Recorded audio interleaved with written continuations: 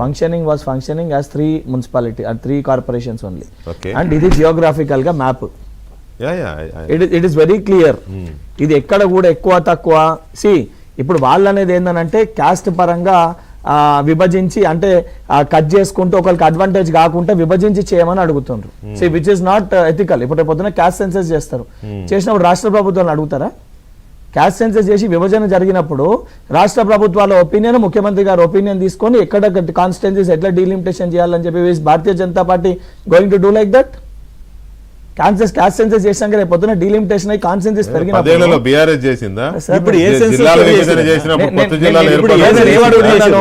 ఇప్పుడు next delimitation అవుతుంది.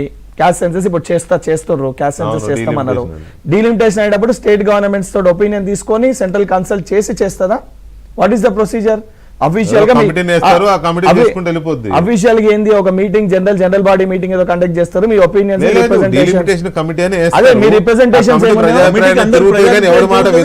వాళ్ళ పని వాళ్ళు చేసుకుంటారు.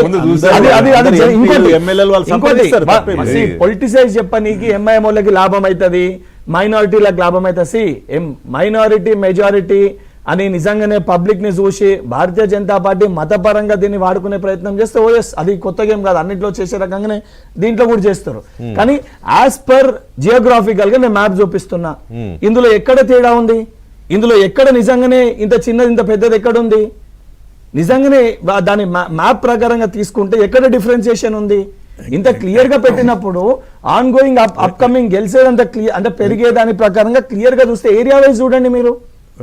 ఏరియా వైజ్ అంటే ఇక్కడ ఒక కొంచెం అబ్నార్మల్ ఇది ఏమో కనపడుతుంది అంటే వెంకట్ గారు, జిహెచ్ఎంసి జనాభానేమో 70 లక్షలు చూపిస్తున్నారు. ఎగ్జాక్ట్లీ నేను అదే చెప్తాను. Area 689 area okay, area more or less 613 Cyberabad, 689 GHMC, 654 Malkajgiri విస్తీర్ణం పరంగా.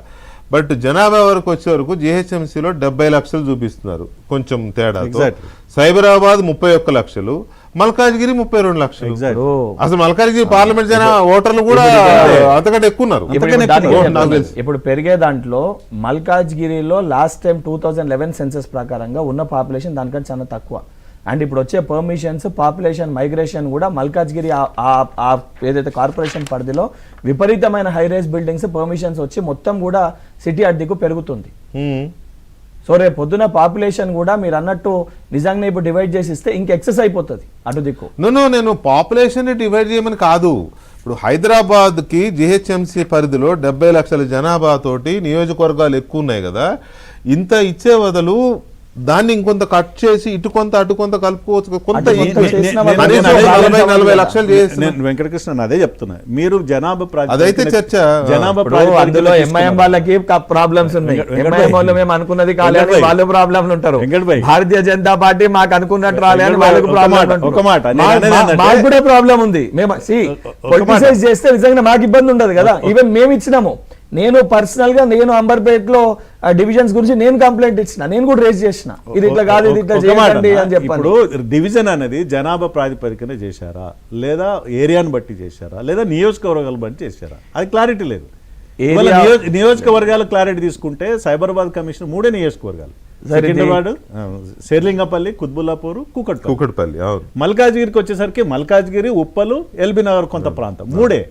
అదే హైదరాబాద్ కి వచ్చేసరికి 7 ఓల్డ్ సిటీ ఎంఐఎం కాన్స్టిట్యూన్స్ తో పాటు సికింద్రాబాదు, సనత్ నగర్, జుబ్లీహిల్స్, ఖైరతాబాదు, గోషామాలు, అంబర్పేట్, ఇన్ని కలిపి 14 నియోజకవర్గం.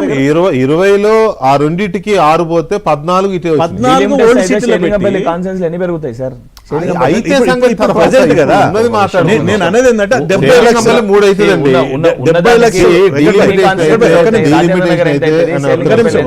డీలిమిటేషన్ అయితే శ్రీలింగంపల్లి 3 అవుతుంది, అది వేరు, కుతుబుల్లాపూర్ 2 అవుతుంది.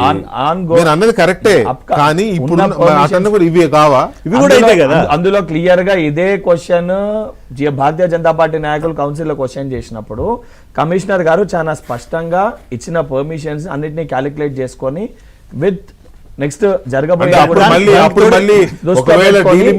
నియోజకవర్గాలు అటు ఇటు అయితే కాబట్టి అప్పుడేమన్నా కొన్ని తీసి మళ్ళీ మారుస్తారు. ఏం లేదన్న, ఇప్పుడు ఏం చేశారంటే దానికి తోడు జిహెచ్ఎంసీతో పాటు